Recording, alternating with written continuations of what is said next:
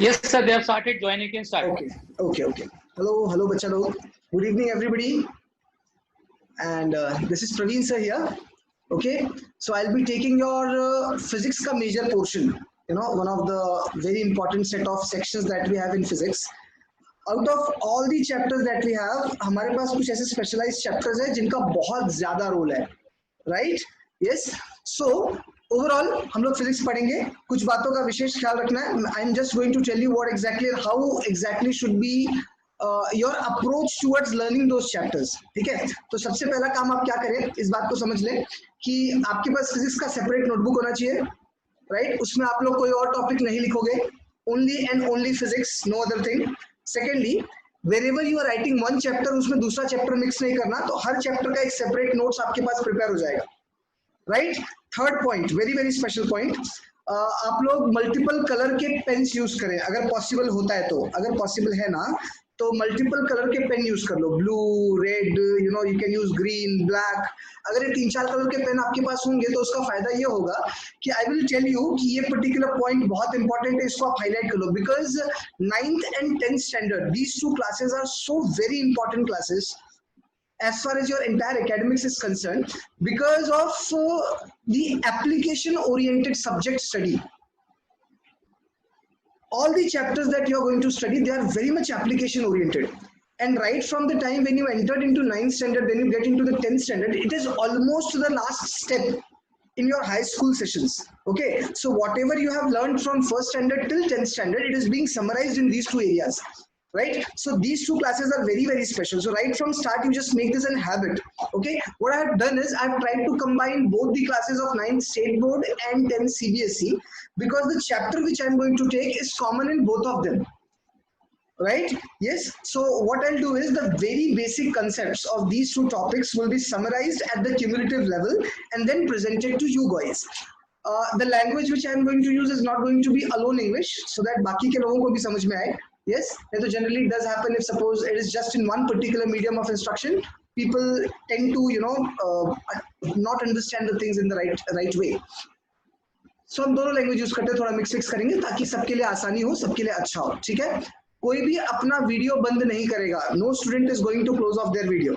Okay, yes. अब हम शुरू करते हैं. यहाँ से मेरी बातों को, जितनी बातें मैंने अभी बोली वो ध्यान देना है. ठीक है, और एक बात बता दूं, मैं कुछ होमवर्क दूंगा आप लोगों को, वो होमवर्क ऑनेस्टली करना है. हम सबको पता है हम लोग लॉकडाउन प्रोसेस में है, ऑनलाइन है ना, तो थोड़ा सा हमारी जिम्मेदारी अपने लिए बढ़ जाती है.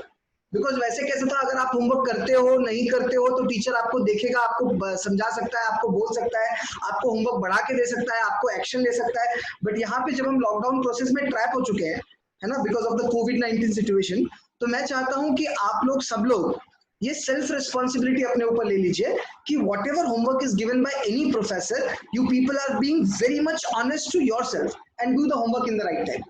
ठीक है, बराबर? This will help you to stay constructive and positive in the entire process. Let us start. मैंने एक छोटा सा वीडियो बनाने की कोशिश की है जहां पे मैंने फिजिक्स के बारे में कुछ कहा हुआ है, और आज मॉर्निंग के हमारे एक सेशन में बड़ा अच्छा सा एक लेक्चर हुआ, वो बाद में आप लोग को सर थोड़ा सा हिंट करके दे देंगे, मैं सर से रिक्वेस्ट करूंगा. सो वहां पे आपको थोड़ा सा फिजिक्स के बारे में जानने को मिलेगा कि एक्चुअली फिजिक्स क्या है. वैसे हमारा पूरा का पूरा साइंस 3 सेक्शंस में डिवाइडेड है, फिजिक्स, केमिस्ट्री एंड बायोलॉजी, है ना. ये सिर्फ सब्जेक्ट नहीं है, understand this. It is not just the subject to be studied from book, it is an experiential case. ये एक बहुत बड़ा एक्सपीरियंस वाला बात है. यस, तो हमने उन चीजों को थोड़ा सा ओपन करने की कोशिश की है, और फिजिक्स को समझने के लिए जो अंडरस्टैंडिंग लगता है ना, जो लगता है यहाँ से, वो अंडरस्टैंडिंग थोड़ा अलग लेवल पे है. आपको बहुत ज्यादा चीजें याद होनी चाहिए ऐसा फिजिक्स नहीं बोलता है, पर आपको बहुत सारी चीजें एक्सपीरियंस करने आनी चाहिए, ये फिजिक्स का टारगेट है. जैसे एग्जांपल मैंने आपको बोला, this is the shirt I have वोर, इसका कलर क्या है?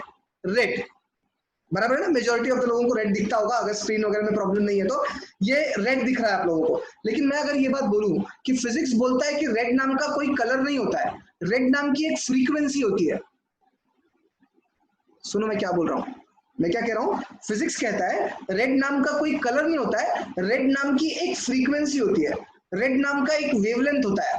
तो इसमें आपको कंफ्यूज नहीं होना है, ये एक अलग तरह का लिटरेचर है जो हमको समझना है ना. जैसे हमको किसी ने बोला होगा कलर मतलब रंग, राइट? है ना। तो आज हमारे दिमाग में फीड है बात, कलर का क्या मतलब होता है, हमारे दिमाग में फीड है, हमने कभी उससे अपने आप को परेशान करने की कोशिश नहीं की, कलर मतलब रंग, right.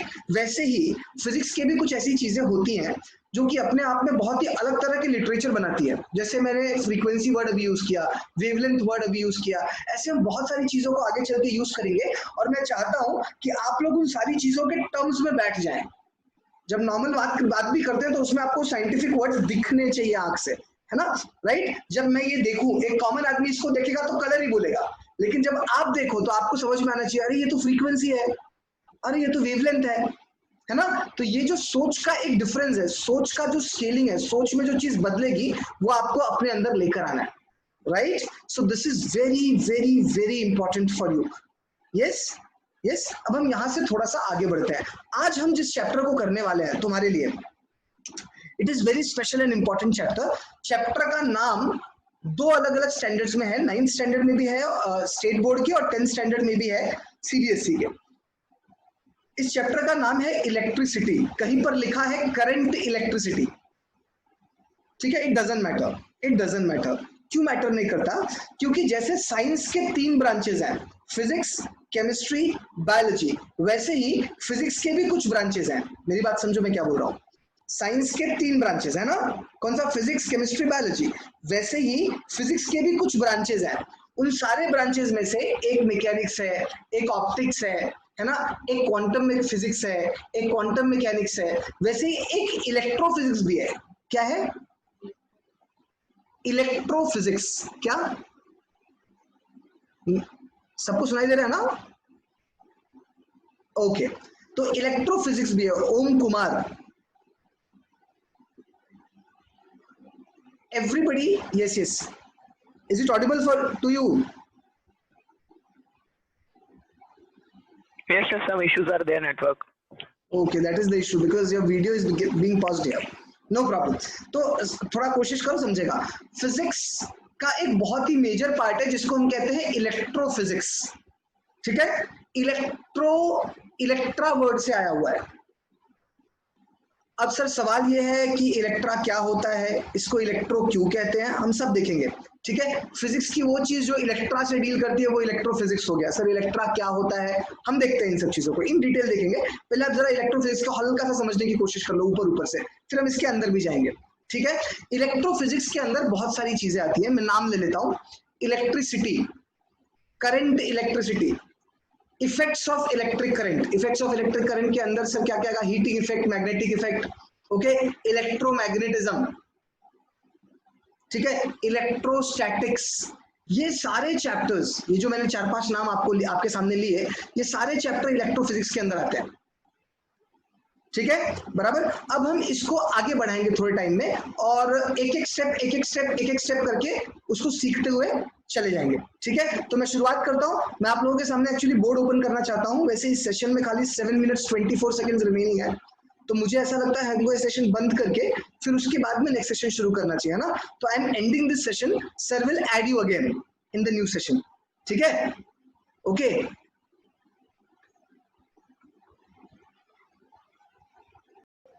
Now we will try to understand this entire chapter by systematic questions and then a proper analysis. I'm going to change my camera now for everybody to focus on a board. Yes, so just look at that board thing which I'm portraying here. It will help all of you to go through something really interesting. Here we have. Is board visible to everybody? Hello? Yes, sir. Yes, sir. Right? Is board visible to everybody now?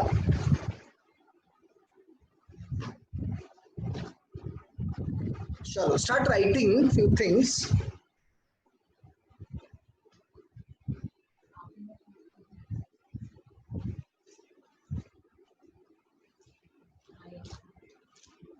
Okay. Here we go.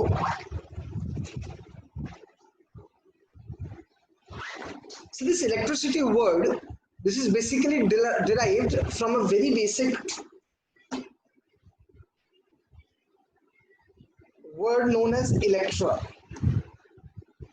Okay, so this is the root word, electra, right? So electra means what?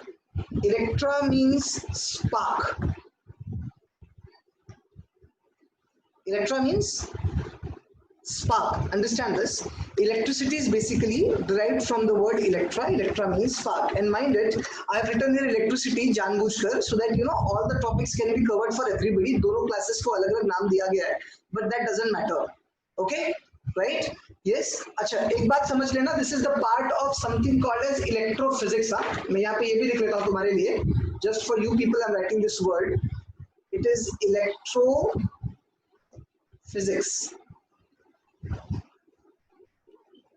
Understand this. Electrophysics हमने यहाँ पर लिख लिया. Electrophysics is very important word. It is a branch of science. Which science? Physical science. यानी branch of physics. It is that branch of physics which deals with electricity and its phenomenon. Repeat कर रहा हूँ मैं. What is electrophysics? A branch of physics that deals with electricity and its phenomenons. Now, sir, which all phenomenon that we will see later. But understand this. Okay, that is called as electrophysics. Now listen. Electra means spark. Clear? Now the question is, sir, ये जो spark शब्द है और ये जो electra है, इसका इससे क्या connection है? इसका इससे क्या connection है और ये क्यों आप इतना important बता रहे हो? आखिर reason क्या है? Right? हम समझते हैं इसको जरा कि आखिर इसका क्या reason है. और उसके पहले मैं आप लोगों को एक बात बता दूं. एक बात बताता हूँ. आप लोगों ने एक और word सुना है क्या? Have you studied something like this? I'm going to write a word. ये कभी सुना है? क्या है ये? क्या है ये? इलेक्ट्रॉन. इलेक्ट्रॉन. करेक्ट. मैंने जानबूझ के ये लिखा क्योंकि इलेक्ट्रॉन क्या होता है हम लोगों ने थोड़ा बहुत इलेक्ट्रॉन के बारे में जान रखा है ऑलरेडी. 8th से ही हमने पढ़ना चालू किया था. इलेक्ट्रॉन कुछ होता है, इलेक्ट्रॉन कुछ होता है, इलेक्ट्रॉन कुछ होता है, प्रोटॉन कुछ होता है, न्यूट्रॉन कुछ होता है ना. यहाँ पर बेसिकली इलेक्ट्रॉन जो होता है ना, ये होता है नेगेटिवली चार्ज्ड पार्टिकल. क्या होता है? Negatively charged particle. और ये प्रेजेंट कहां पर होता है sir? In an atom. Orbit नहीं, एटम के अंदर ऑर्बिट. ठीक है, बराबर. सो इलेक्ट्रा इज स्पार्क. उससे हमको समझ में आया कि हमने इलेक्ट्रॉन नाम की एक चीज पढ़ी थी. इलेक्ट्रॉन को हम ये कहते हैं. अब यहाँ पर याद रखो, इलेक्ट्रा, स्पार्क, इलेक्ट्रॉन और ये कंक्लूजन. इससे एक बात और समझ में आती है कि there is electra having very direct connection with something called as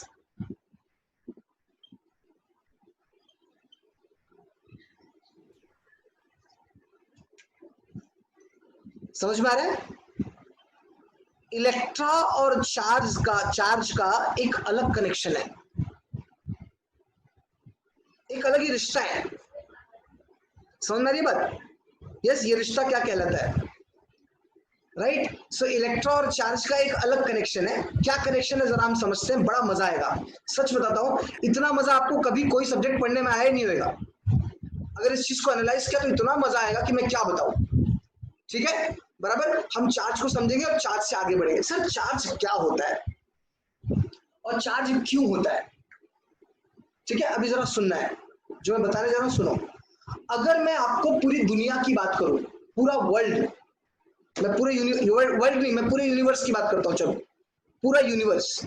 तो पूरा यूनिवर्स किससे बना हुआ है? पूरा यूनिवर्स किससे बना हुआ है आप मुझे बताइए. चलिए, एक बेसिक काम. ये पूरा का पूरा जो यूनिवर्स है हमारा, वो किससे बना हुआ है? सर, दो चीजों से बना है. एटम्स. ठीक है, एटम्स एंड डस्ट पार्टिकल्स. वो तो बहुत माइन्यूट लेवल पे चले गए हम. डस्ट पार्टिकल्स और एटम्स के अलावा भी बहुत सारी चीजें हैं. डस्ट पार्टिकल और एटम तो बहुत अलग चीज हो गई. उसके अलावा भी कुछ है जिससे हमारा यूनिवर्स बना हुआ है. बताओ किससे बना हुआ है? गैसेस. बोलो बोलो. गैसेस. गैसेस. गैसेस में तो एटम आ ही गया ना. कार्बन. तो कार्बन. कार्बन में भी तो गैस, पार्टिकल सब आप लोगों ने बोल ही दिया ना. एक आंसर आ रहा है मैटर. क्या पूरा पूरा का पूरा यूनिवर्स मैटर से बना है? यस कि नो? क्या पूरा यूनिवर्स मैटर से बना No. हुआ है? नहीं बना है ना? No. नहीं सर, पूरा यूनिवर्स मैटर से No. नहीं बना। अच्छा, तो किससे बना है भाई? मैं बताऊं? Elements. हाँ? Elements and compounds. Elements and compounds, वो भी तो मैटर ही हो गया, वो भी तो एक तरह से मैटर ही हो गया ना बेटा। पूरा का पूरा यूनिवर्स किससे बना है? ये एक बहुत इंपॉर्टेंट क्वेश्चन है। मैं बोलूं? पूरा का पूरा यूनिवर्स दो चीजों से बना है, दो चीजों से।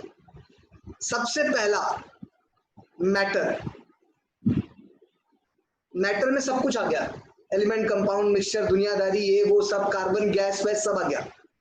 और जानते हो एक और चीज अवेलेबल है, बताओ? स्पेस। स्पेस, यूनिवर्स में दो ही चीज है, या तो स्पेस है या तो मैटर है। स्पेस मतलब वैक्यूम, कुछ भी नहीं है सर। ऐसा होता है कि नहीं होता है? होता है ना? खाली जगह. या तो स्पेस है या तो मैटर है, दो में से कोई ना कोई एक चीज है ही।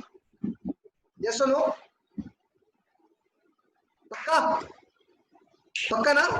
अच्छा देखो, स्पेस और मैटर, ये जो दो चीजें अवेलेबल है जिससे ये पूरा यूनिवर्स बना है, इसमें से स्पेस की स्टडी हम बाद में करेंगे, पहले हम मैटर की बात करते हैं। सर मैटर की बात क्यों कर रहे हैं? क्योंकि मैटर हमारे साथ ही है, हम खुद भी एक मैटर ही तो है, हम भी तो मैटर ही है ना।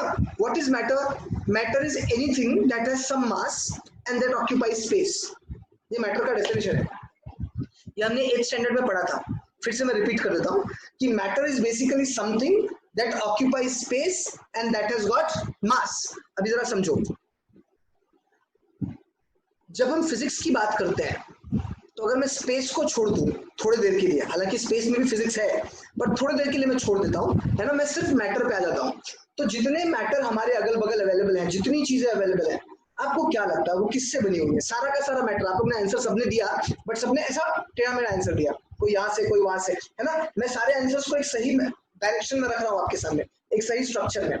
हमारे पास जो पूरा का पूरा मैटर है सर, वो एटम से बना हुआ है, मॉलिक्यूल से बना हुआ है। समझ में आ रहा है कि नहीं आ रहा है? एलिमेंट, कंपाउंड, मिक्सचर आप लोगों ने ही बोला ना, बराबर है ना? तो सर सारा का सारा जो मैटर है वो तीन चीजों का, तीन चीजें हो सकती है, या तो एलिमेंट होगा, या तो कंपाउंड होगा, या तो मिक्सचर होगा। और सही बात है, इन तीनों में से ही कुछ होता है। जैसे किसी ने कार्बन बोला तो वो एलिमेंट है ना, किसी ने कार्बन डाइऑक्साइड बोला तो ये कंपाउंड है। समझ रहे हो नहीं समझ रहे हो? है ना। तो एलिमेंट, कंपाउंड और मिक्सचर, ये तीन चीजों से पूरा का पूरा मेरा मैटर बना हुआ है।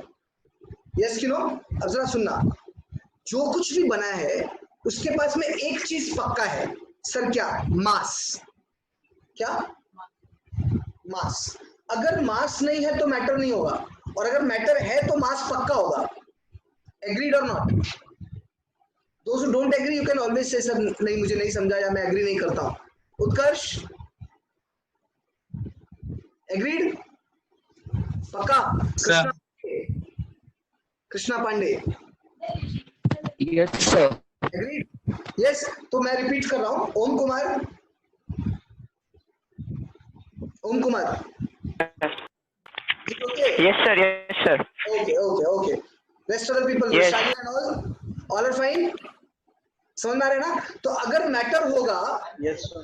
होगा तो मास का होना पक्का है, राइट? आपको पता है मैटर होगा तो मास का होना पक्का है, तो एक और बात पक्का है, एक और बात पक्का है मास के साथ साथ में, अगर मैटर होगा तो स्पेस का होना भी पक्का है।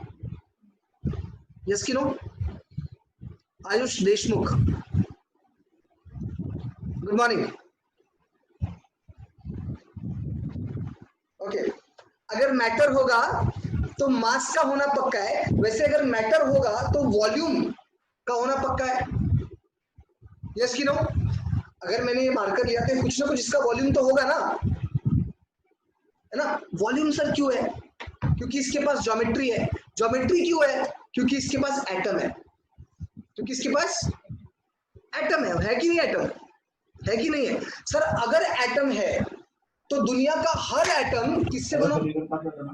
दुनिया का हर एटम किससे बना होता है? Electron, proton, neutron. अब आप समझ रहे हो क्या? क्या बोला मैंने? दुनिया का हर एटम किससे बना होता है? इलेक्ट्रॉन, प्रोटॉन और न्यूट्रॉन। तो उसके पास ये तीनों चीजें होंगी कि नहीं होंगी? सर अगर इलेक्ट्रॉन होगा तो अभी अभी हमने कुछ देखा, क्या देखा याद है क्या?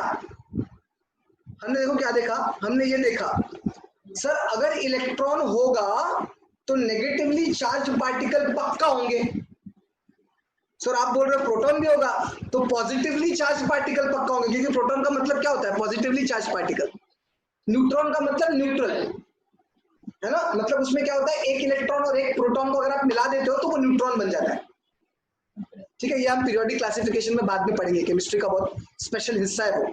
ठीक है, तो एक बात यहाँ पे हमको समझने की जरूरत है कि अगर मैंने इलेक्ट्रॉन और प्रोटॉन को मिला दिया तो मुझे न्यूट्रॉन मिल गया। मतलब कि मैं किसी भी सब्सटेंस की बात करूं उसके अंदर सर इलेक्ट्रॉन पक्का होगा, प्रोटॉन पक्का होगा, न्यूट्रॉन पक्का होगा, इसका मतलब उसके अंदर चार्ज पक्का होगा। चार्ज होगा कि नहीं होगा? चार्ज होगा कि नहीं होगा? पक्का। तो जैसे कि किसी भी सब्सटेंस के अंदर मास कंपलसरी है, किसी भी मैटर के अंदर मास होगा चार्ज। यस, समझ आ रहा है? जैसे किसी भी मैटर के अंदर मास कंपलसरी है, वैसे ही दुनिया के हर मैटर के अंदर चार्ज भी कंपलसरी है। चार्ज होगा ही होगा। Any doubt? यस, दुनिया की हर चीज में चार्ज होगा, ये गारंटी है। सर क्या बात करते हो? हाँ, अब यहाँ पे एक दो डाउट आएंगे तुम्हारे दिमाग में, तुम्हारे दिमाग में कुछ डाउट आया होगा, मैं जानता हूँ डाउट क्या है। सर दुनिया के हर चीज में चार्ज होता है? हाँ होता है। तो हर चीज में करंट होता है? नहीं होता है। सर क्या बात कर रहे हो, चार्ज होता है तो करंट भी होगा? नहीं, चार्ज और करंट में डिफरेंस है। अभी हम सीखेंगे कि चार्ज और करंट में क्या डिफरेंस है। Understand this. दुनिया के हर सब्सटेंस में चार्ज होता है। क्लियर हो गई बात? पक्का?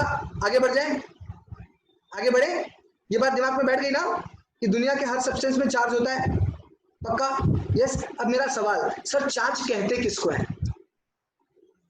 What a beautiful question, very interesting question है ना। Question is what is charge. मैं बोर्ड दिखा रहा हूं आप लोगों को, बोर्ड देखिए। क्वेश्चन इज सर चार्ज किसको कहते हैं? What is charge, right? तो देखो मैं डेफिनेशन लिख रहा हूं, ये डेफिनेशन आपको कोई नहीं देगा, आपके बुक में भी शायद नहीं लिखा होगा, है ना। यस, तो इसीलिए इस डेफिनेशन को आप लोग ध्यान से देखना, जब मैं लिखने के लिए बोलूंगा तो लिख लेना। ठीक है, लिख रहा हूं मैं। What is charge, I am writing this up. So charge is a physical quantity, physical quantity of a matter, of a matter. Charge is a physical quantity of a matter which helps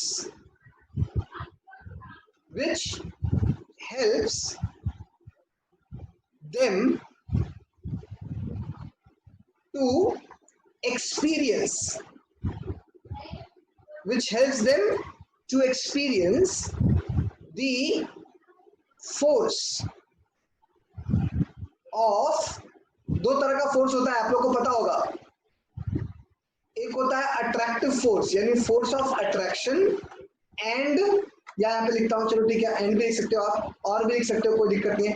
attraction और repulsion. Attraction का मतलब मालूम है ना? Attraction मतलब क्या होता है मालूम है? ये दो ऑब्जेक्ट है, मैंने ऐसा रखा और दोनों ने एक दूसरे को अट्रैक्ट किया तो चिपक जाएंगे, समझे क्या? मैंने दूर रखा तो आ जाएंगे, this is attraction. Sir repulsion क्या होता है? मैंने नजदीक रखा, दूर चले जाएंगे। समझ रही बात? यस, ये बहुत पुराना लॉ है, हमने बचपन में पढ़ा था।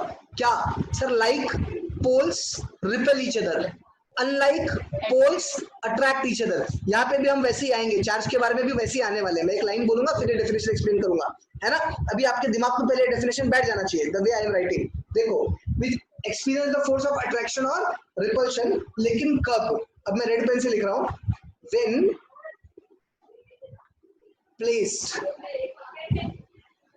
इन एनी इलेक्ट्रिक और मैग्नेटिक फील्ड। जबरदस्त लाइन लिखी है मैंने, और मैंने इसीलिए इसको रेड से लिखा। समझ में आ रही है बात? ये जो हमने लिखा है, charge is a physical quantity of a matter which helps them to experience, या which helps it, whatever you say,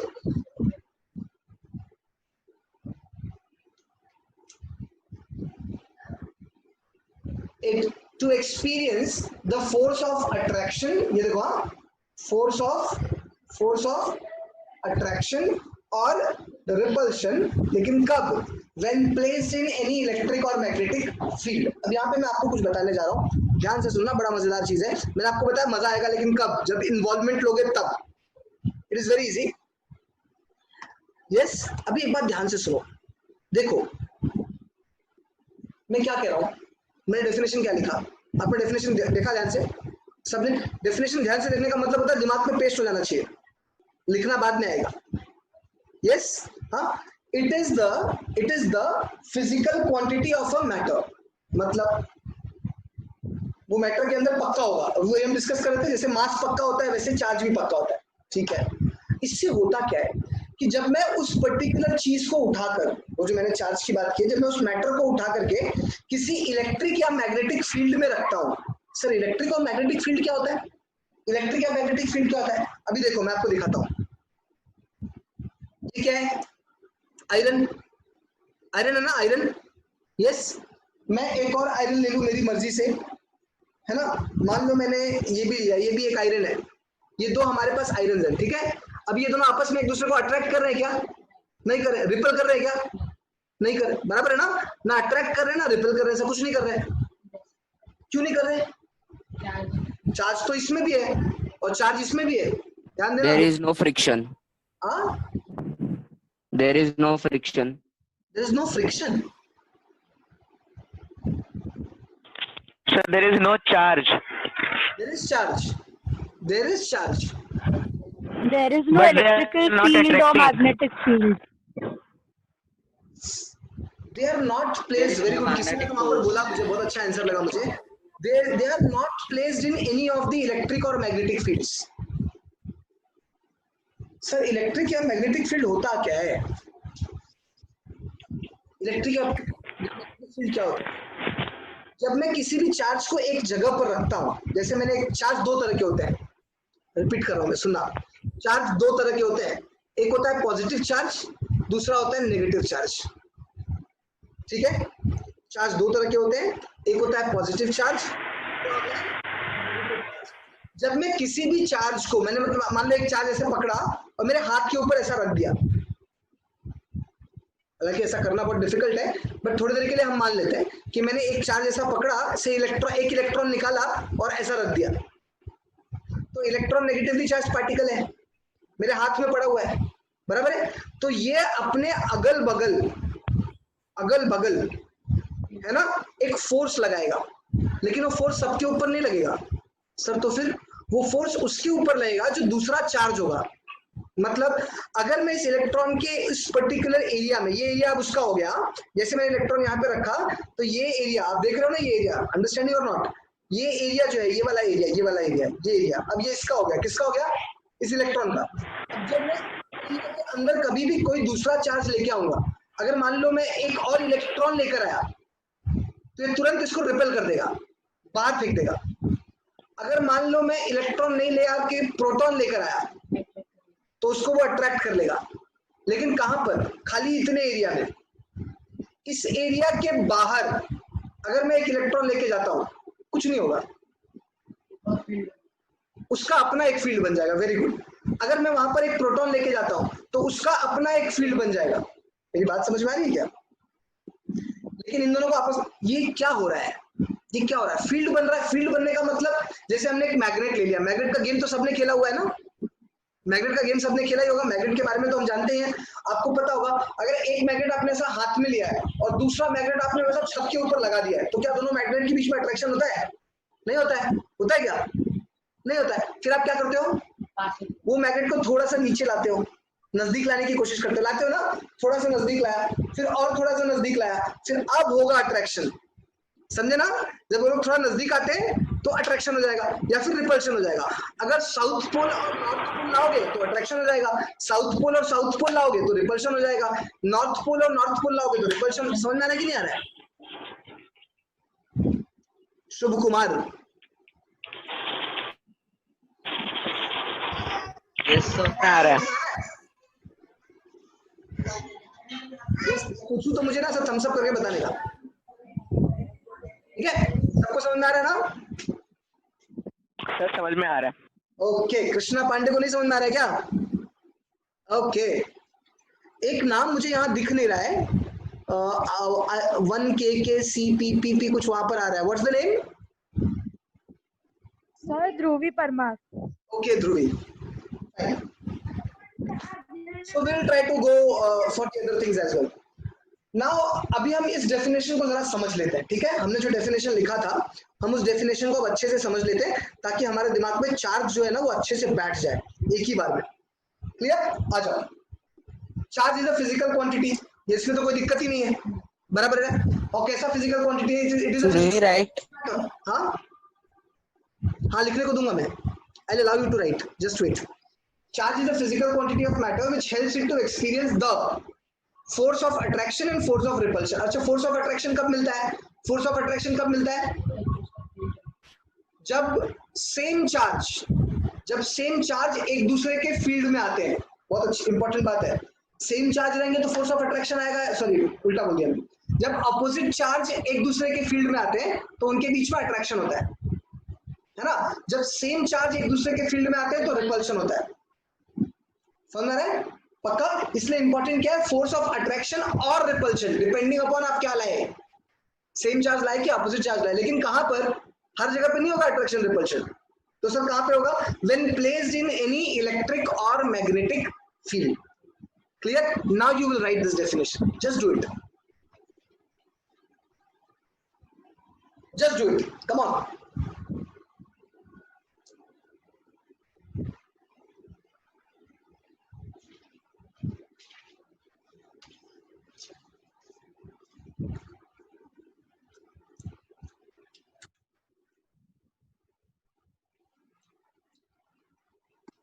Chill. Daisy.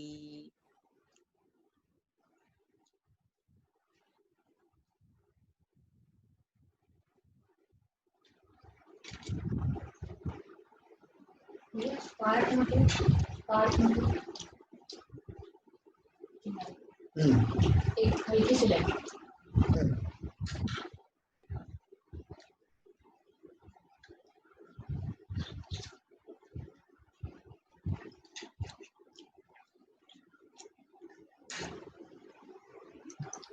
So we have to write the whole. Yeah, you have to write the entire thing the way it is written in the board.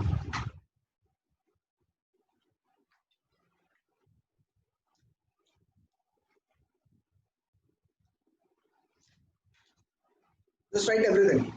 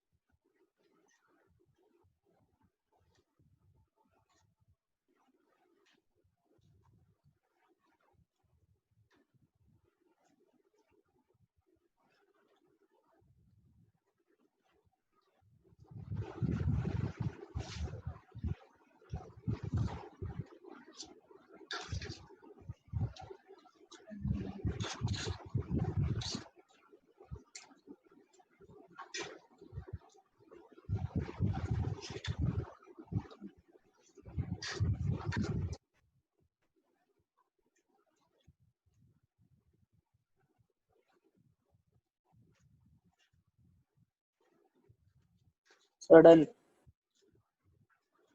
Done?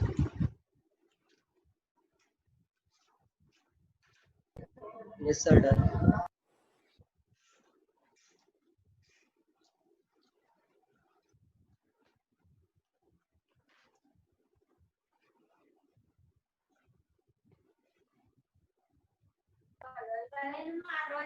Sir, done. Okay, I'm just rubbing this off.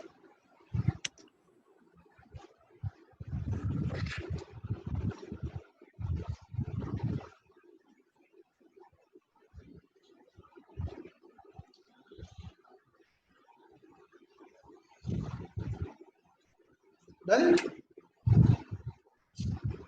अब कुछ बहुत जबरदस्त चीजों को हम discuss करेंगे जो आज तक आपने सुना तो है पर कभी सोचा नहीं, ठीक है?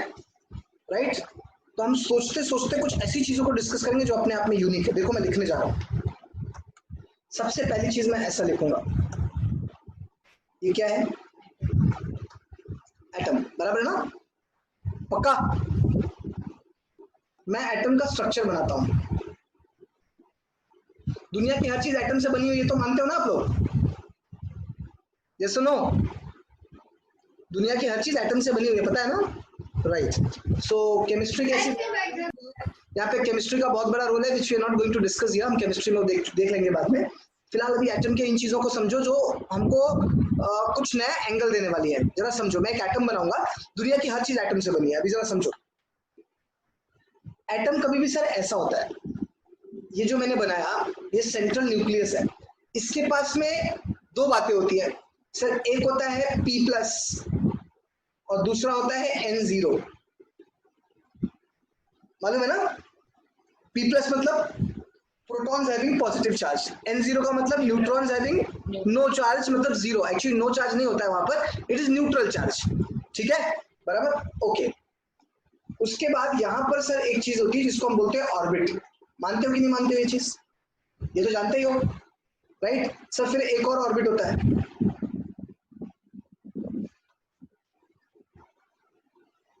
और ऐसी बहुत सारी ऑर्बिट्स होती है कि नहीं होती है?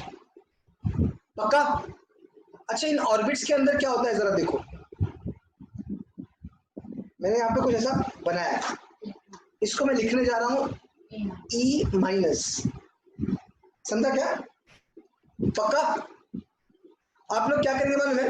वो एटम लिख के ना ये डायग्राम बना दीजिए फटाक से, जल्दी बनाओ, जल्दी बनाओ।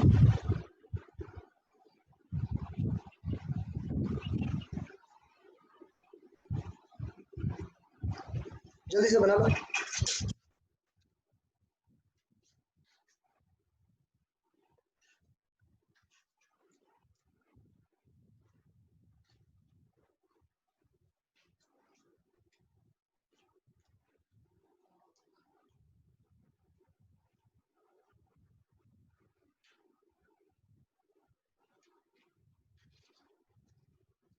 डन?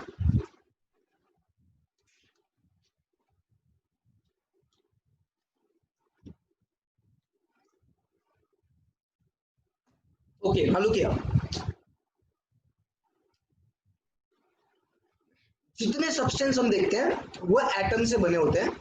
और सुनना, मैं क्या लिखने जा रहा हूं, मैं कुछ लिखने जा रहा हूं। एटम्स आपस में कंबाइन होके, एटम्स आपस में कंबाइन होके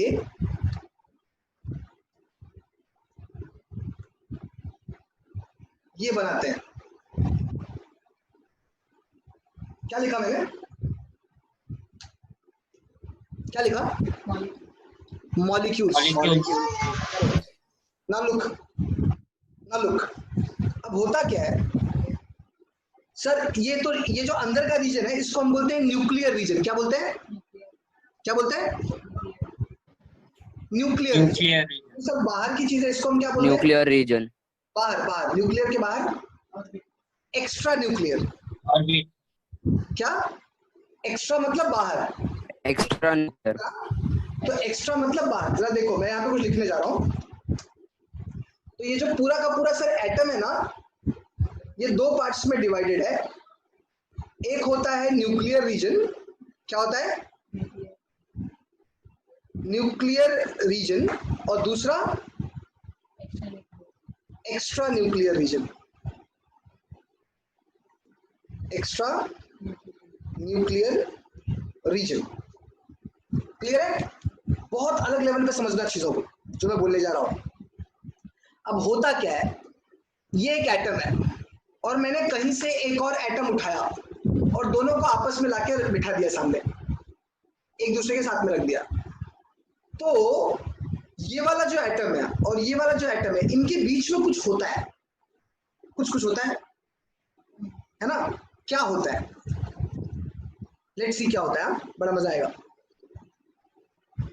एटम के अंदर जो दो रीजन्स है, एक न्यूक्लियर रीजन है, दूसरा एक्स्ट्रा न्यूक्लियर रीजन है. तो जो न्यूक्लियर रीजन है ना, ये बहुत स्ट्रांग है. क्या है? बहुत ज्यादा स्ट्रांग है. सर क्यों बहुत ज्यादा स्ट्रांग क्यों है? बहुत ज्यादा स्ट्रांग का कुछ रीजन होगा. हाँ, है ना? यहाँ पे बहुत सारे प्रोटॉन एक साथ एक जगह पर बंद है. बराबर है ना? यस कि नो? अच्छा एक बात बताओ, अभी मैंने थोड़ी देर पहले क्या बोला कि अगर दो प्रोटॉन एक साथ आएंगे तो वो एक दूसरे को रिपेल कर देंगे. यस कि नो? यस कि नो? जब ये दोनों एक दूसरे को रिपेल कर दे रहे हैं तो सब बंद कैसे है? ये बॉक्स में बंद कैसे है? अगर ये दोनों एक दूसरे को रिपेल कर रहे हैं तो बॉक्स में बंद कैसे हुए? है ना? तो इस बॉक्स को बंद करने के लिए हमको एक्स्ट्रा एनर्जी लगानी पड़ती है, क्योंकि ये बार बार रिपेल कर रहे हैं. हम इनको ताकत लगा के बंद करते हैं, फिर ये रिपेल कर रहे हैं, फिर हम ताकत लगा के बंद करते हैं, है ना? और ये काम हम बहुत ही मुश्किल से करते हैं. तो बहुत एनर्जी लगाते हैं ताकि ये न्यूक्लियर जो आपस में, न्यूक्लियर पार्टिकल्स जो आपस में क्या हो जाए, एकदम बंद हो जाए, सब न्यूक्लियर पार्टिकल्स. ठीक है? तो ये इसके अंदर ना बहुत टाइट एनर्जी लगा के हम इसको आपस में बांध के रखते हैं. अब इसके बाहर कौन है? इलेक्ट्रॉन्स. इसके बाहर कौन है? अब इलेक्ट्रॉन का चार्ज क्या है? नेगेटिव. न्यूक्लियस का चार्ज क्या है? पॉजिटिव. तो ये पॉजिटिव और नेगेटिव एक दूसरे को अट्रैक्ट करते हैं. समझ में आ रहा है कि नहीं आ रहा है? हाँ. अब ये अट्रैक्शन फोर्स की वजह से इलेक्ट्रॉन जनरली, अगर मान लो ये प्रोटॉन नहीं होता, ये बीच में जो प्रोटॉन है या न्यूट्रॉन है, जो न्यूक्लियस पार्ट है, वो नहीं होता, तो इलेक्ट्रॉन क्या करता? यहाँ वहां भागता, किधर भी भागता ना. यस कि नो? कहीं भी भाग जाता. लेकिन ये प्रोटॉन उसको जबरदस्ती अपने पास खींच रहा है. लेकिन ये यहाँ जाना चाह रहा है, ये यहाँ जाना चाह रहा है, प्रोटॉन इसको यहाँ पे खींच रहा है, फिर ये यहाँ जाना चाह रहा है, प्रोटॉन इसको यहाँ पे खींच रहा है ना? तो क्योंकि प्रोटॉन इसको खींचे जा रहा है और ये भागना चाह रहा है. इलेक्ट्रॉन भागना चाह रहा है, प्रोटॉन उसको खींच रहा है, क्योंकि अपोजिट पोल्स है ना? इसकी वजह से इलेक्ट्रॉन जो है ना, वो सर्कुलर ऑर्बिट में फॉल हो जाता है. सर सर्कुलर ऑर्बिट में? हाँ. अगर कोई चीज बाहर जाना चाहती है और आप इसको अपनी तरफ खींच रहे हो ना, तो वो सर्कुलर ऑर्बिट में हमेशा हो जाती है. सर एग्जांपल दो ना एक. आपने रबर देखा है? रबर देखा है क्या? रबर देखा है? रबर में ना एक धागा बांधो. ऐसा रबर में एक धागा बांधो, धागा. ठीक है? और धागे को ऐसा पकड़ो, रबर को यहाँ पे रहने दो. ठीक है? और ऐसा जोर से घुमाओ, तो क्या होगा? रबर गोल गोल घूमेगा कि नहीं घूमेगा? घूमता रहेगा. आप उसको पकड़ के रखो. जब तक आप उसको पकड़ के रखोगे तब तक वो घूमेगा. छोड़ दो, क्या होगा? उसका घूमना बंद. वो क्या होगा? रबर वहां से सीधा जाके किसी को लगेगा. यस कि नो? वो रबर किसी को टकराएगा और टकरा के सीधा जाके लग जाएगा. आपके हाथ से छूटेगा, किसी और को लग जाएगा. होगा कि नहीं होगा? होगा ना? ऐसा क्यों हुआ? क्योंकि वो रबर हमेशा भागना चाह रहा था और आपने उसको धागे से पकड़ के रखा था. समझ में आ रही बात? रबर को गोल गोल नहीं घूमना, रबर को भागना है और आपने धागे से पकड़ के रखा है, तो रबर गोल गोल घूम रहा है. आप छोड़ दीजिए, रबर सीधा भाग जाएगा. क्योंकि अगर रबर को गोल घूमना होता तो आप छोड़ते तभी भी रबर गोल घूमता ना. तो रबर को गोल नहीं घूमना, रबर को भागना है. आपने पकड़ रखा है इसलिए वो गोल घूम रहा है. वैसे यहाँ पे भी है, इलेक्ट्रॉन को भागना है लेकिन प्रोटॉन की वजह से पकड़ के रखा हुआ है, तो इलेक्ट्रॉन गोल गोल गोल गोल गोल गोल गोल गोल घूम रहा है. इसको हम सेंट्रीपिटल फोर्स बोलते हैं. क्या बोलते हैं? Okay, I'll just repeat everything. Just look at the board, so that this concept can be very well established in your brain, and then thereafter we will proceed for the further things. Okay? Look here. We are talking about atom. Every object in the universe is made up of atom. Yes or no? These atoms, they combine together to form molecules. Right? How the combination is done, this we'll study later. Yes, before combination, let us first understand atom here, right? So every atom, this is the structure of atom. Every atom comprises of two major regions. One is nuclear region, other is the extra nuclear region. Look here, right? Yes, these are two areas, nuclear region and extra nuclear region. So look here, right? Thereafter all the substances or all the particles which are here in the extra nuclear region are nothing but electrons, and they are into orbits. They are moving around the proton or the nucleus, I will say, not just proton. They are moving around the entire nucleus or positively charged nucleus. Yes, और ये move क्यों हो रहे हैं? ये move क्यों हो रहा है? उसका क्या रीजन है? क्योंकि ये बाहर भागना चाहते हैं, लेकिन न्यूक्लियस इनको खींच रहा है, क्योंकि न्यूक्लियस का चार्ज पॉजिटिव है। तो ये खींच रहा है और ये भागना चाहते हैं, इसलिए ये गोल गोल घूमना चालू हो जाता है। यस, अब जैसे जैसे हम, ये फर्स्ट ऑर्बिट है, ये सेकंड ऑर्बिट है, ऐसे बाहर के और भी ऑर्बिट्स बनते जाएंगे। जैसे कि हम फर्स्ट ऑर्बिट पे जब आते हैं तो इसके इलेक्ट्रॉन्स न्यूक्लियस से काफी नजदीक और डायरेक्ट है, तो इनके बीच में बहुत अच्छा अट्रैक्शन होता है।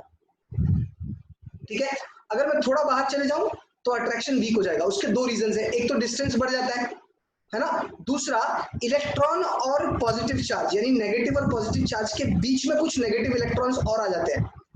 तो ये जो नेगेटिव वाले इलेक्ट्रॉन्स बीच में आते हैं, इसको धक्का मारते हैं। ठीक है, so because of that the force of attraction automatically decreases, right? तो जैसे जैसे हम बाहर की ऑर्बिट की तरफ ट्रेवल करते हैं, हमारा फोर्स ऑफ अट्रैक्शन कम होते चले जाता है। यस, और बाहर के इलेक्ट्रॉन्स का जो एनर्जी फील्ड है वो भी डिस्टर्ब होना चालू हो जाता है। ठीक है, अभी जरा समझना होता क्या है। अब अगर मैं प्रोटॉन और न्यूट्रॉन मतलब कि न्यूक्लियस के अंदर की बात करूं, तो ये बहुत ही स्ट्रांगली बाउंड है आपस में। सबसे स्ट्रांग फोर्स है दुनिया का, सबसे स्ट्रांग फोर्स यही होता है, इसको न्यूक्लियर फोर्स बोलते हैं। ठीक है, राइट? ये प्रोटॉन को साथ में रखता है न्यूट्रॉन की मदद से, और ये बहुत स्ट्रांग फोर्स होता है, मतलब इसको आप नॉर्मली तोड़ ही नहीं सकते। ठीक है, लेकिन इसके बाहर के जो इलेक्ट्रॉन्स है ना, इसकी कंपैरिजन में बहुत वीक फोर्स से आपस में कनेक्टेड है। देखो प्रोटॉन और ये सब है ना, इसको हम लोग बेसिक इलेक्ट्रोस्टैटिक फोर्स बोलते हैं। क्या बोलते हैं? Basic electrostatic force. ठीक है, ये पॉजिटिव है, ये सब नेगेटिव है, इसलिए आपस में बाउंड है। अब जरा समझना है, इसे देखो मैंने यहाँ पे लिखा हुआ है, न्यूक्लियर यानी न्यूक्लियस के अंदर की चीजें और उसका फोर्स सब कुछ बहुत ही स्ट्रांगली बाउंड है। न्यूक्लियस के बाहर की चीजें यानी कि एक्स्ट्रा न्यूक्लियर बहुत ही वीकली बाउंड है। इसीलिए जब दो या दो से ज्यादा एटम्स, ये देखो दो एटम्स, नहीं तो दो एटम्स या उससे ज्यादा एटम्स जब आपस में साथ में आते हैं, अगल बगल आते हैं, तो इन दैट, देखो मैंने यहाँ पे कुछ लिखा हुआ है आप लोगों के लिए, है ना, कि when two atoms come in contact, generally extra nuclear particles which are nothing but electrons, they participate in reaction. Nuclear के बाहर के ही पार्टिकल्स रिएक्शन में पार्टिसिपेट करते हैं, न्यूक्लियस के अंदर के पार्टिकल्स रिएक्शन में पार्टिसिपेट नहीं करते। ठीक है, समझ में आ रहा है? अच्छा, इसमें भी सारे के सारे बाहर के जो इलेक्ट्रॉन्स हैं, या जो पार्टिकल्स मतलब इलेक्ट्रॉन्स ना, सारे के सारे बाहर के इलेक्ट्रॉन्स नहीं पार्टिसिपेट करते हैं। तो सर कौन से करते हैं? ये वाले एक्सटर्नल, बाहरी, आउटर मोस्ट, मतलब जो सबसे बाहर वाला ऑर्बिट है, external outermost orbit electron try to participate vigorously, एकदम जोरदार तरीके से। ठीक है, यस, तो इसके लिए जो एक्सटर्नल आउटर मोस्ट इलेक्ट्रॉन है उसका अपना रोल है। क्लियर है? इसको जो लास्ट वाला ऑर्बिट होता है ना, उसको हम लोग वैलेंस ऑर्बिट बोलते हैं। वर्ड यूज कर रहा हूं, ध्यान से सुनना। जो लास्ट वाला ऑर्बिट होता है ना, उसको हम लोग वैलेंस ऑर्बिट बोलते हैं, और उसके इलेक्ट्रॉन को वैलेंस इलेक्ट्रॉन बोलते हैं। सर क्यों बोलते हैं अगले पार्ट में समझेंगे, फिलहाल इतना समझो कि लास्ट वाले ऑर्बिट को वैलेंस ऑर्बिट बोलते हैं, लास्ट वाले इलेक्ट्रॉन को वैलेंस इलेक्ट्रॉन बोलते हैं। अच्छा, और सुनो, ये तो एक पार्ट हुआ, एक और चीज है। अब थोड़ा ऐसे एटम्स की बात करते हैं जो स्टेबल और इनर्ट होते हैं। देखो दुनिया में हर चीज है ना, वो स्टेबल रहना चाहती है और स्टेबल होना चाहती है। मेरी बात समझना मैं क्या कह रहा हूँ। स्टेबल का क्या मतलब होता है? स्टेबल का मतलब है अब वो रिएक्ट नहीं करेंगे, ऐसे स्टेज पर पहुंच जाते हैं। जनरली कोई भी ऑर्बिट, जैसे कोई भी यहाँ पर एक एटम मैंने रख दिया ना, तो वो रिएक्ट करना चाहता है, जनरली करना चाहता है, बट एक ऐसा कंडीशन भी आता है जब वो रिएक्ट नहीं करना चाहता है। रिएक्ट मतलब दो एटम को आपस में रखोगे तो आपस में कुछ ना कुछ होगा, लेकिन एक ऐसा कंडीशन होता है जब दोनों के बीच में कुछ भी नहीं होता है। ऐसा कब होता है? ऐसा तब होता है जब जो आउटर मोस्ट ऑर्बिट है, आउटर मोस्ट ऑर्बिट, इसको भी मैंने नाम लिया, क्या बोलते हैं इसको? Valence orbit. क्या बोलते हैं? Valence orbit.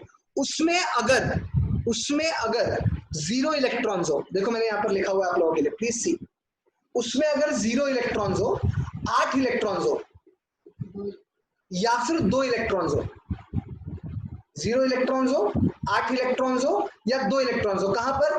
वैलेंस ऑर्बिट में, तो हम बोलते हैं कि एटम स्टेबल है। स्टेबल है मतलब अब ये रिएक्ट नहीं करेगा, इसलिए हम इसको इनर्ट भी बोलते हैं। क्या बोलते हैं? इनर्ट। तो जब कभी भी दो एटम आपस में साथ में आते हैं ना, तो दोनों एक दूसरे को इनर्ट ही बनाते हैं। क्या बोला मैंने? दोनों एक दूसरे को इनर्ट बना के साथ में रह जाते हैं, और इसको हम लोग मॉलिक्यूल बोलते हैं। क्या बोलते हैं? मॉलिक्यूल। और इसी को ऑब्वियसली हम कंपाउंड भी बोलते हैं, है ना? राइट सर, ये कैसे साथ में आते हैं इसका मैंने देखो यहाँ पे एक छोटा सा डायग्राम आप लोग को बना कर दिया हुआ है, बराबर है? देखो ये एक एटम है, ये दूसरा एटम है। इस एटम के आउटर मोस्ट ऑर्बिट में 1 इलेक्ट्रॉन है, इस एटम के आउटर मोस्ट ऑर्बिट में 7 इलेक्ट्रॉन है, बराबर है? ये बैलेंस कब हो जाएंगे? ये इसको 1 दे देगा तो ये 0 हो जाएगा, बराबर है? पक्का ना? यस। अच्छा, जब इसको ये 1 देगा और ये आउटर मोस्ट में 0 हो जाएगा, तो ये जो है ये वाला ये जब 1 लेगा तो 8 बन जाएगा। यस कि नो? तो ये भी स्टेबल होगा, ये भी स्टेबल हो गया, आपस में दोनों जुड़ भी गए। अच्छा एक बात बताऊं क्या, इसका उल्टा भी हो सकता है, जरा सोच के देखो, होगा कि नहीं होगा वो बात की बात है, बट जरा सोच के देखते हैं, है ना? मान लो इसने 7 के सातों इलेक्ट्रॉन इसको दे दिए, ये वाले को इसने उठाया 7 इलेक्ट्रॉन तो इसको दे दिया, तो इसमें 0 हो जाएगा, इसमें 8 हो जाएगा, तो भी तो बैलेंस हो गया ना? तो भी बैलेंस हो गया। पर ऐसा होता नहीं है। क्यों सर, ऐसा क्यों नहीं होता है? एक बात बताओ, 7 इलेक्ट्रॉन देना ज्यादा आसान काम है कि 1 इलेक्ट्रॉन देना ज्यादा आसान काम है? उत्कर्ष, 1 इलेक्ट्रॉन लेना। करेक्ट। तो ये जो आसान काम है वो करेगा ना, वो डिफिकल्ट काम क्यों करेगा, है ना? तो वो 1 इलेक्ट्रॉन यहाँ पर दे देगा और चीजें स्टेबल हो जाएंगी, ये दोनों आपस में जुड़ जाएंगे, right? And they will form a compound, और हमारे पास एक मॉलिक्यूल प्रिपेयर हो जाएगा। ठीक है? तो यहाँ पे एक्चुअली क्या हो रहा है, वैलेंस इलेक्ट्रॉन आपस में काम कर रहे हैं। Yes, this is called as chemical reaction. देखो इसने देने लेने का काम किया है। मैं एक और चीज दिखाता हूँ, देखो मैंने यहाँ पे भी कुछ बनाया हुआ है, इसमें भी 1 इलेक्ट्रॉन है, इसमें भी 1 इलेक्ट्रॉन है। अब देखो ये इसको 1 दे देगा तो ये 0 हो जाएगा, ये 2 हो जाएगा, तो भी स्टेबल ये लोग हो जाएंगे, पर देने से ये 0 हो जा रहा है ना। 0 इलेक्ट्रॉन थोड़ा अजीब सीन है, मतलब फिर एग्जिस्टेंस खत्म हो जाएगा आइटम का। तो इंस्टेड ऑफ देने के, व्हाट इफ अगर दोनों 1-1 इलेक्ट्रॉन आपस में शेयर कर ले। देखो देने का मतलब क्या होता है, मैंने इसको उठाया उसको दे दिया, तो इसके पास कुछ बचेगा ही नहीं, इसके पास आ जाएगा। पर जब ये लोग शेयर करेंगे तो शेयर करने में क्या होगा, इसके पास भी 2 इलेक्ट्रॉन हो जाएगा, इसके पास भी 2 इलेक्ट्रॉन हो जाएगा। आप लोग समझ में आ रहा है कि नहीं बात? पक्का? हाँ, एटम के पास में इतनी अंडरस्टैंडिंग होती है। यस, बिल्कुल अंडरस्टैंडिंग होती है, क्योंकि ये सब एनर्जी का गेम है। अभी सुनो, तो इस तरह से 2 तरीके हमने देखे चीजों के जुड़ने के और मॉलिक्यूल्स बनने के। जो इलेक्ट्रॉन दे करके काम करता है, सुनना मैं क्या बोल रहा हूँ, जो इलेक्ट्रॉन दे करके काम करता है उसको हम लोग आयनिक बॉन्ड बोलते हैं। क्या बोलते हैं? Ionic bond. और जो इलेक्ट्रॉन शेयर करके काम करता है इसको हम लोग कोवैलेंट बॉन्ड बोलते हैं। क्या बोलते हैं? Covalent bond. बड़ा इंटरेस्टिंग चीज है ये। ठीक है? तो ये 2 तरह के बॉन्ड्स होते हैं, एक होता है आयनिक बॉन्ड, दूसरा होता है कोवैलेंट बॉन्ड। क्लियर है? पक्का? यहां तक हमको केमिकल रिएक्शन समझ में आया, वैलेंस इलेक्ट्रॉन समझ में आए, एटम समझ में आया, वैलेंस ऑर्बिट समझ में आ गया समझ में? पक्का? Show thumbs up. Okay, yes. So you write this part also. ये नहीं लिखा है तुम लोगों ने, फटाक से लिख लो। आयनिक बॉन्ड और केमिकल बॉन्ड फटाफट लिखो जल्दी से, तब तक मैं बाकी चीजें रख करता हूँ। बाकी लोग इस वीडियो को पॉज करके भी रिकॉर्ड कर सकते, नोट कर सकते हैं। Hello students. So as we know, we have already discussed very important structure of atoms. You know how the atoms are there, how the molecules are formed. Out of this, the electrons are those particles which are very special, right? Yes, this is what we have understood. So let us elaborate few things about electrons to further extent, and from there we'll enter into something called as electricity. Okay, so here we go. This is our screen. Please look here. Where it is? Oh yeah.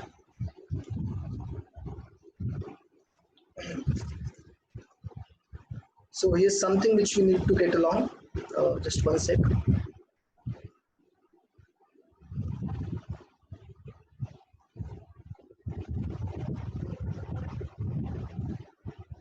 Yes, I have written electrons on board. Yes, for your sake of understanding. So this is the overall thing we have. So let us try to go ahead.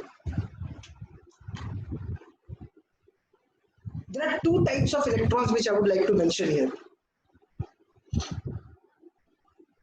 Okay, first I will discuss something called as valence electrons, and then we'll go here. There are two very basic terms which are being used here. Valence electrons, right? Then there is one more electron, we'll discuss that too. Wait. What are valence electrons? The electrons in the outermost shell of an atom. Understand this. Electrons in outermost shell of an atom. Yes, this is the first thing. Secondly, they participate into chemical reactions. So participate in chemical reactions.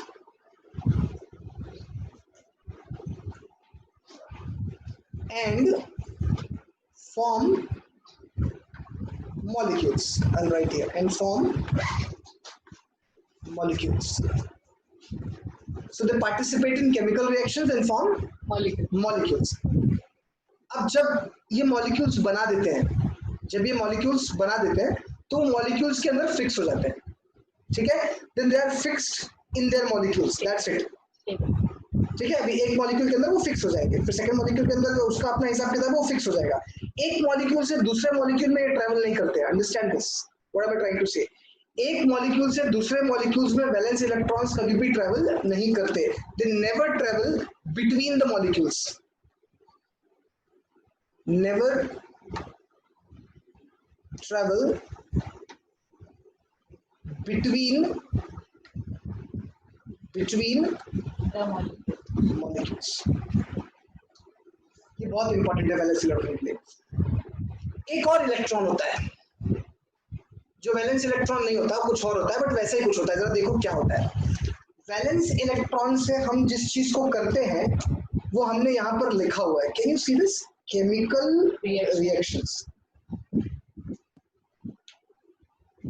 ये valence electrons करता है. एक permanent transfer होते हैं एक जगह से दूसरी जगह पर, या तो परमानेंट शेयर होते हैं, या तो परमानेंट ट्रांसफर होंगे या परमानेंट शेयर होंगे, और एक ही मॉलिक्यूल के अंदर रहेंगे. ये एक मॉलिक्यूल से दूसरे मॉलिक्यूल में कभी नहीं जाएंगे.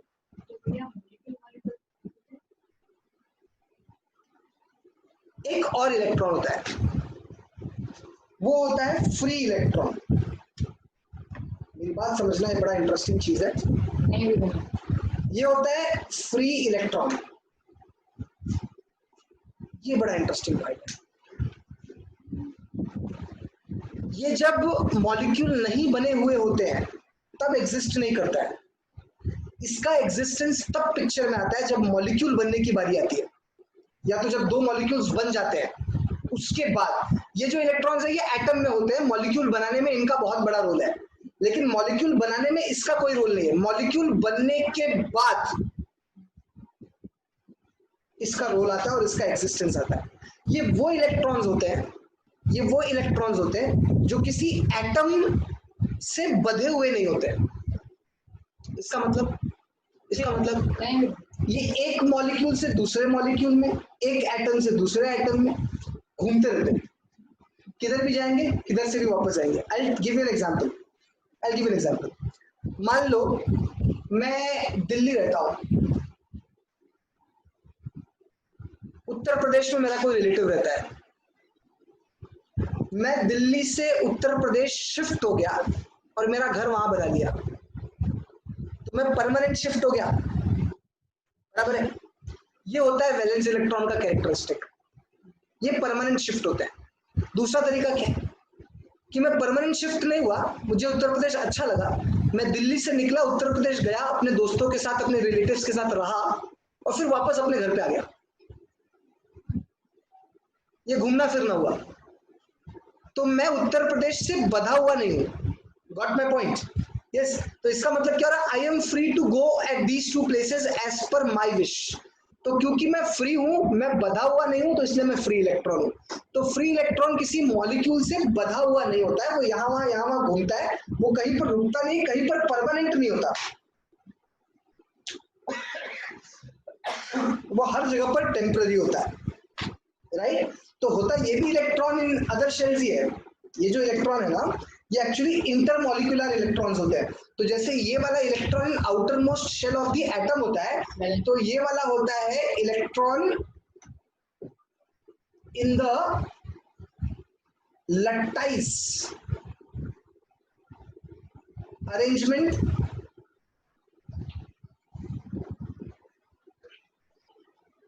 Of molecules. बड़ा अच्छा वर्ड यूज किया मैंने जानबूझ के। लटाइस अरेंजमेंट का मतलब क्या होता है कि जैसे दो मॉलिक्यूल आपस में कैसे रखे गए, दो एटम आपस में कैसे रखे हैं, वो अलग बात होती है, क्योंकि एटम मिलके मॉलिक्यूल बनाते हैं, बट मॉलिक्यूल मिलकर के कोई नया चीज नहीं बनाता है। एटम मिलके एक नया मॉलिक्यूल बना सकता है। हाइड्रोजन ऑक्सीजन मिलेगा तो क्या बनेगा? एक नया वाटर बनेगा, है ना? तो दो वाटर मिलके क्या करेंगे? कुछ नहीं बनाएंगे, है ना? वाटर का एटम नहीं होता है, वाटर का मॉलिक्यूल ही होता है, राइट? तो इसकी वजह से जब दो अलग अलग मॉलिक्यूल्स, एक ही सब्सटेंस के दो अलग अलग मॉलिक्यूल्स आपस में आते हैं, तो वो आपस में किस तरह से आए हैं, वो ऊपर नीचे आए कि साइड आए कि कहां पर आए, इसको बोलते हैं लटाइस अरेंजमेंट। लटाइस बहुत अच्छा वर्ड है, ये आपका होमवर्क भी है। आप लोगों को टाइम मिले तो आप लोग गूगल करिएगा कि लटाइस का मतलब क्या होता है। लटाइस का मतलब होता है the arrangement of molecules in the given crystal. दुनिया की हर चीज क्रिस्टलाइन फॉर्म में, अमॉर्फस फॉर्म में अवेलेबल होती है, पर एक नॉर्मल स्ट्रक्चर की बात करूं तो क्रिस्टल बोलता हूं मैं। तो कोई भी चीज एक क्रिस्टल के अंदर कैसे रखी हुई है, जैसे मैंने ये देखो, ये एक मार्कर है, दूसरा मार्कर है, मैंने इसको ऐसे रखा है कि मैंने इसको ऐसे रखा है ना? ये दोनों रखने के तरीके अलग अलग है ना, राइट? इसको बोलते हैं लट्टाइस स्ट्रक्चर या लट्टाइस अरेंजमेंट, ठीक है? तो लटाइस अरेंजमेंट के हिसाब से electrons in the lattice arrangement of molecules are free electrons, पहला चीज। दूसरा चीज, दे ट्रैवल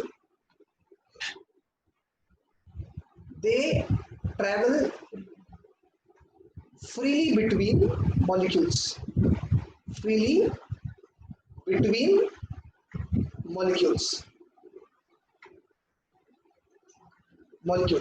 तीसरा वेरी इंपॉर्टेंट है, ध्यान देना, दे don't have permanent place। इसके अलावा, अब ये आखिरी पॉइंट बहुत इंपॉर्टेंट है, दे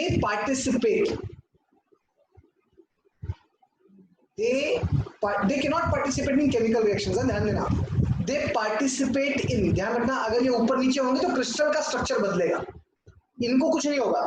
तो दे पार्टिसिपेट इन केमिकल रिएक्शन में नहीं। अब देखो मैं यहाँ पे एक वर्ड यूज कर रहा हूँ, फिजिकल रिएक्शंस।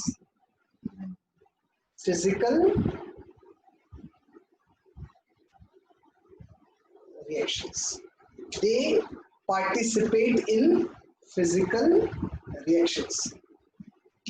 समझ में आ रहा है क्या? हाँ, these valence electrons are bound to atom। Valence electrons are, ये एटम के अंदर बधे हुए होते हैं, फिर एक एटम से निकल के दूसरे एटम में जाते हैं, या फिर एक एटम से दूसरे एटम के बीच में शेयर किए जाते हैं, पर होते ही एटम के अंदर ही है। इनके केस में ऐसा नहीं है, they are not bound to atoms. Understand the difference? These are bound to atoms, they are not bound to atoms. तो मैं यहाँ पर एरो मार के आप लोगों को दिखाता हूँ. Valence electrons are bound to atoms. These are bound to atoms. और free electrons, they are not bound to atoms. समझ में बात? यस, इसीलिए वैलेंस इलेक्ट्रॉन के लिए एक नाम है जो हम बार बार यूज करते आए हैं अभी तक. मैं यहाँ पे लिख देता हूं उसका नाम ब्रैकेट में डाल के. It is called as loosely bound electron. क्या बोलते हैं इसको? Loosely bound electron, valence electron को. और फ्री इलेक्ट्रॉन तो सर बाउंड ही नहीं है. इसके लिए हालांकि एक नाम, बड़ा टेक्निकल नाम है, बड़ा अच्छा नाम है, उसको मैं यहाँ पे लिख रहा हूँ. ये नाम आप लोग बार बार आगे चल के यूज करोगे. इसको हम लोग बोलते हैं, ध्यान देके देखना, ड्रिफ्ट इलेक्ट्रॉन्स. क्या बोलते हैं? Drift electron. तो ये होता है लूजली बाउंड इलेक्ट्रॉन, ये होता है ड्रिफ्ट इलेक्ट्रॉन. अब ध्यान से सुनना, मैंने जानबूझ के यहाँ पर एक चीज यूज की है जो मैं बार बार हाईलाइट करना चाहता हूँ, और मैं चाहता हूँ कि आपकी नजर जाए, और वो है इस पॉइंट पर और इस पॉइंट पर, इस पॉइंट पर और इस पॉइंट पर. इस पॉइंट पर क्या ध्यान देना है सर? वैलेंस इलेक्ट्रॉन्स किसी भी एटम के, सिस्टम के, मॉलिक्यूल्स के, किसी सब्सटेंस के जो वैलेंस इलेक्ट्रॉन्स होते हैं वो केमिकल रिएक्शन में पार्ट करते हैं. मतलब ये केमिस्ट्री का पार्ट है. ये जो इलेक्ट्रॉन का वर्ल्ड है केमिस्ट्री का वर्ल्ड है. हम लोग केमिस्ट्री जानते हैं, है ना? लेकिन ये वाले जो इलेक्ट्रॉन्स है ये केमिस्ट्री का वर्ल्ड नहीं है, ये फिजिक्स का वर्ल्ड है. ये है फिजिक्स का हमारा रियल वर्ल्ड. और ये जो मैंने यहाँ पर फिजिकल रिएक्शन लिखा है और ये जो इलेक्ट्रॉन्स की बात की है, यही इलेक्ट्रॉन्स और यही इलेक्ट्रॉन का चार्ज इलेक्ट्रिसिटी और इलेक्ट्रिक करंट को जन्म देता है. बात समझ में आ रहा है? राइट? इसलिए मैं आप लोगों को ये पार्ट एक्सप्लेन करने के लिए इतना वहां से घुमा करके यहाँ पर लाया, ताकि आप इस बात को समझे कि हर एटम के अंदर ऐसी कौन सी चीज है जो इलेक्ट्रिसिटी को हमको प्रोवाइड करती है. क्या ये वाला? नहीं, ये वाला इलेक्ट्रिसिटी को प्रोवाइड नहीं करता है, ये इलेक्ट्रिसिटी को प्रोवाइड करता है. So this is something which causes electric current. This is something which is used as the electric charge to perform some electricity वाला काम. Right? Yes. So this is the part which deals with the concept of electricity. Fabulous thing. Okay. So this is going to participate in the world of electricity. Not this. This is the part of chemistry. अभी आपको समझा हम कैसे atom से, universe से लेकर के यहाँ तक पहुंचते हैं और फिर यहाँ से हम वापस से इलेक्ट्रिसिटी की दुनिया में घुसते हैं. क्लियर? तो याद रखना, आज के बाद जब भी आप इलेक्ट्रिसिटी, इलेक्ट्रॉन्स और चार्ज की बात करते हो तो वो कौन से इलेक्ट्रॉन्स होंगे? वो ये वाले इलेक्ट्रॉन्स नहीं है, वो ये वाले इलेक्ट्रॉन्स है. ठीक है? और एक बात बता दूं, फ्री इलेक्ट्रॉन सबके पास नहीं होता है, वैलेंस इलेक्ट्रॉन सबके पास होता है, पर फ्री इलेक्ट्रॉन सबके पास नहीं होता है. ठीक है? बराबर. वैलेंस इलेक्ट्रॉन का सीन कैसा है? केमिकल रिएक्शन का वर्ल्ड है. प्लस लास्ट वाले आउटरमोस्ट ऑर्बिट पे जितने भी इलेक्ट्रॉन है आप सबको बैलेंस बोल सकते हो. Active balance, non active balance, reactive balance, non reactive balance, ये सब आप वर्ड्स यूज कर सकते हो इसके लिए. लेकिन यहाँ पर जब आप पहुंचते हो तो these electrons are possessed only and only by metals. These electrons are not present in non-metals. मेरी बात समझना. These electrons are present only in conductors. These electrons are not present in insulators. ठीक है? बराबर. एक बीच की चीज भी आती है जिसको हम मेटलॉइड बोलते हैं और सेमीकंडक्टर बोलते हैं. ये भी कुछ होता है, ये हम अगले लेक्चर में अच्छे से समझने की कोशिश करेंगे. ठीक है, तो हमारा काम वहीं से शुरू होगा, कंडक्टर से, और फिर हम आगे बढ़ेंगे। ठीक है, चार्ज क्या होता है, कैसे होता है, किस सिस्टम से चलता है, कैसे काम करता है, इलेक्ट्रिसिटी कैसे वर्कआउट होती है, ये सब हम देखेंगे। फ्री इलेक्ट्रॉन आप अपने दिमाग में बिठा कर रखे, और एक बात दिमाग में बिठा कर रखे कि कंडक्टर्स के अंदर फ्री इलेक्ट्रॉन्स होता है, इंसुलेटर्स के अंदर फ्री इलेक्ट्रॉन्स नहीं होता है। इसीलिए कंडक्टर के अंदर इलेक्ट्रिसिटी फ्लो होती है, इंसुलेटर के अंदर इलेक्ट्रिसिटी फ्लो नहीं होती है। ठीक है, बीच वाली बात जो है सेमीकंडक्टर की बात हम बाद में करेंगे, बट फिलहाल ये बात आप समझ जाइए। ठीक है, so all the best, this is all about today's topic part 1 of electricity. Note down friends, you can pause the video and note it down and I'll complete it over here.